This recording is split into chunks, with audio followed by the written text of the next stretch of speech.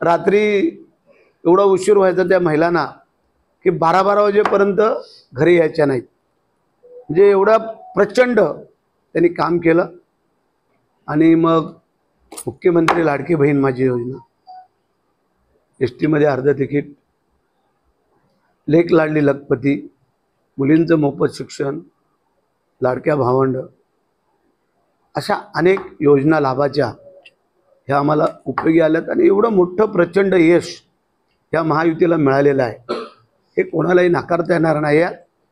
आणि ह्यावेळेला ज्या महिलांनी उत्स्फूर्तपणे जे मतदान केलेलं आहे त्याचा टक्का पण वाढलेला आहे हे आपण पाहिलं. आता विरोधक ते टक्का शोधतायत, एवढा टक्का कसा वाढला, काय वाढला, EVM मध्ये काय गडबड आहे किंवा अनेक काय ते आता गेली 5 वर्षे हे करत राहणार आणि आम्ही काम करत राहू. आणि म्हणून पुन्हा एकदा आपल्या सहित माझे सर्व तिन्ही तालुक्यातील मतदार बांधव, खास करून मुंबई, ठाणे, पुणे, सुरत, गुजरात ह्या भागातून जे मतदार आणले आणि जे आले त्यांनी अत्यंत चांगलं काम केलं. त्यांचेही आभार मानणं गरजेचं आहे, त्यांच्या पदाधिकारी कार्यकर्त्यांचंही आभार मानणं गरजेचं आहे. कारण तुम्ही ऐकून पण चाट पडाल की मुंबई, ठाणे, पुणे, गुजरातवरून असे किती मतदार आले. आम्ही जवळजवळ 55,000 मतदारांची व्यवस्था केली होती. गुजरातवरनं 2200 मतदार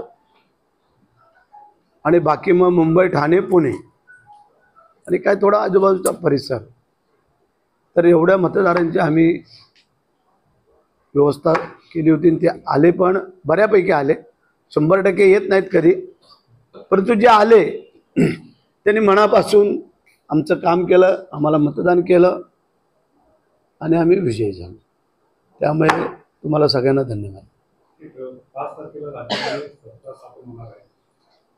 5 तारखेला राज्यामध्ये सत्ता स्थापन होणार आहे. मुख्यमंत्री शिंदे यांची नाराजी आणि ते काहीतरी वेगळा विचार करणार असल्याचं बोलत होते. हे तुम्ही पत्रकार, मीडियावाले हे जे काय सूत्र म्हणून जे काय चालवतात ना, ह्या सूत्राने हे सगळं चालवलेलं आहे. आता मी परवा साहेबांबरोबर होतो, आम्ही सगळेच होतो, आमची सगळी चर्चा झाली. साहेबांनी हे सांगितलं होतं की मी सत्तेच्या बाहेर राहून काम करतो, पण आम्ही त्यांना आग्रह केला की तुम्ही सत्तेच्या बाहेर राहून काम नाही करायचं, तुम्ही सत्तेत राहून काम करायचं. आणि त्याप्रमाणे आम्ही, मग ते बोलले मला की जरा मला 2 दिवस गावी जाऊन येऊ द्या, थोडं मला रिलॅक्स होऊ द्या, विचार नाही करू द्या. पण त्यांना आम्ही सत्तेमध्ये आग्रह करणार येण्यासाठी. समजा साहेब ऐकलेच नाही तर ते शिंदे ऐकू शकत नाही तर उपमुख्यमंत्री पदासाठी तुमच्या सगळ्यात अजून एक नाव घेतलं जातं. आजच आम्ही काय तसं बोलू शकत नाही आहे, कारण सर्वस्वी जबाबदारी आम्ही मुख्यमंत्र्यांवरती सोपवलेली आहे. त्याने निर्णय घेतील तो आम्हाला शिरसावध असेल, मान्य असेल. त्याच्यामुळे आमची सगळ्यांची विनंती आहे की साहेबांनी या सत्तेच्या प्रक्रियेमध्ये सहभागी व्हावं, ही आमची सगळ्यांची विनंती आहे.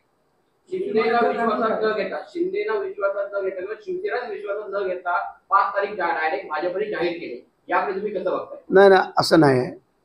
ज्या पक्षाचा मुख्यमंत्री करायचा आहे त्यांनी ते ठरवणं गरजेचं आहे, त्याप्रमाणे ठरवलेलं आहे. आणि विश्वासात न घेता असं नाही आहे, कारण ह्याला दिल्लीला मीटिंग झाली तेव्हा स्वतः मुख्यमंत्री साहेब, दोन्ही उपमुख्यमंत्री, नड्डा साहेब, अमित शाह साहेब सगळेजण होते. तिथं काहीतरी ठरल्याशिवाय अशी तारीख दिली जात नाही. म्हणून त्याने तारीख ठरवलेली आहे वरून की 5 तारखेला आपल्याला एक करायचं आहे. आणि त्याची पूर्वतयारी आझाद मैदानावरती सुरू आहे की 5 तारखेच्या शपथविधीसाठी तिथं ही तयारी चालू आहे. त्यामुळे सगळ्यांना विश्वासात घेऊनच होतं आहे आणि कोणालाही बाहेर ठेवून होतं आहे असं चुकीचं आहे. मुख्यमंत्री मुख्यमंत्री मुंबई सोडून गावी आले, त्यानंतर आजारी पडले आणि आज त्यांना पुन्हा नेण्यासाठी हेलिकॉप्टर आलेला आहे गावामध्ये. काही वेळ तो जाणार आहे मुंबईमध्ये. या घटनाक्रमाकडे तुम्ही कसं बघताय? 2 दिवसाचा वेळ दिला होता त्याने की 2 दिवस जरा गावी जाऊन येतो त्याप्रमाणे काल म्हणजे आज 2 दिवस झाले आणि साहेब आता मला वाटतं ठाण्याला पोचले असतील किंवा वर्षा बंगल्यावर दोघातले कुठेतरी पोचले असतील. ठाकरे गटाकडनं यापूर्वी आरोप केला गेला होता की 2014 मध्ये भाजपने शब्द पाळला नाही. त्याच प्रकारे यावेळी देखील मुख्यमंत्री पदावरनं शिंदेना बाजूला करण्यात येतंय. याकडे तुम्ही कसं बघताय? असं उद्धव साहेब बोलतायत ना. आता त्यांनी जर नाही बोललं तर कसं सांगणार? कारण त्यांचा एक वाजता भोंगा जो संजय राऊत तो तर गेले 4 दिवस तेच बोलतोय. पण जे होईल ते चांगलं होईल. कोणी किती काही बोलू द्या आणि आमच्या तिन्ही पक्षामध्ये कुठेही कटुता नाही, काय नाही. त्यामुळे अत्यंत चांगल्या प्रकारचं सरकार स्थापन होईल आणि आम्ही सरकार चांगलं चालू.